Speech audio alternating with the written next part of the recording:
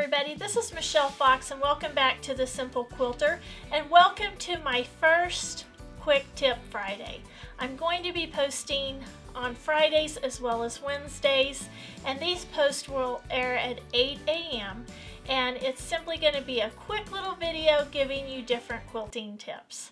So today's first tips are related to using your rotary cutter. Now, the very first thing you want to do is be sure you change the blade as soon as you start to feel a drag or difficulty using your blade. It should not be difficult to cut fabric. You should not have to be pushing hard to cut that fabric. And just recently I realized I was really pushing hard to cut my fabric. In fact, I cut a few deep grooves in my brand new quilting mat. So I'm like, what's going on? So I had to change my blade. Now, when you change your blade, it should just glide across the fabric. No force needed. And again, the reason you want to change your blade is because you can damage your mat by leaving really deep grooves like I just did, as well as you can aggravate the joints in your fingers, hands, wrist, elbow, and shoulder, especially if you're doing lots of cutting. So take it easy on those joints and your mat and change your rotary blade. Now, a quick tip here is I just can't hardly remember when I changed my blades. In fact, I don't remember when I changed my blade last. So you can just take a marker, a permanent marker, and just write on your blade the date that you changed it. Now, the permanent marker's not going to rub off onto your fabric, and it's just going to give you an idea how recent you changed your blade.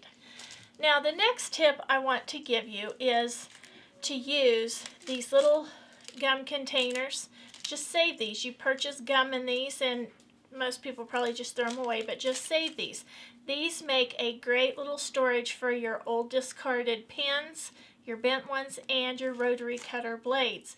Then when this gets full, you simply tape it good and throw it in the trash. And the reason you want to do this is so that nobody gets injured on your discarded rotary blades or discarded pins.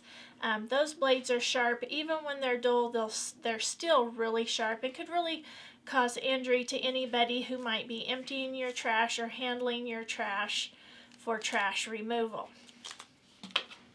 And then on the top, I always write with my handy little permanent marker, old discarded pins or discarded sharps.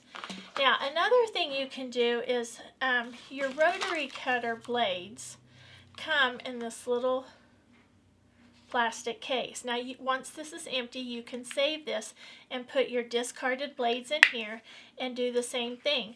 When you have it full, just tape it shut and throw it away. But one thing you need to do is you need to be sure to take your Sharpie marker and write used or old blades on here. And the reason I think you need to do this is because I put some old blades in one of these and accidentally used them as new blades. I couldn't figure out why my new blades weren't working.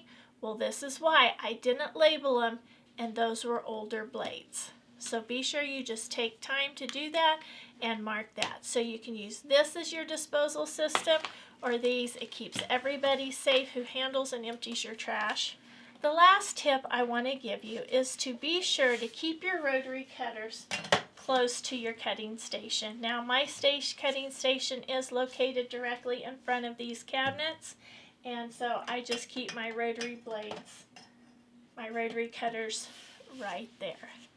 If you've enjoyed today's tips, please be sure to let me know in the comments below. If you have a neat tip you'd like to share, also leave those in the comments below. If you've enjoyed today's video, please give me a thumbs up, hit the like button. Please subscribe if you haven't. Please share with a friend, and as always, leave a comment in the section below. I love to get the comments, and I try to reply to each and every one. So until next time, have fun quilting.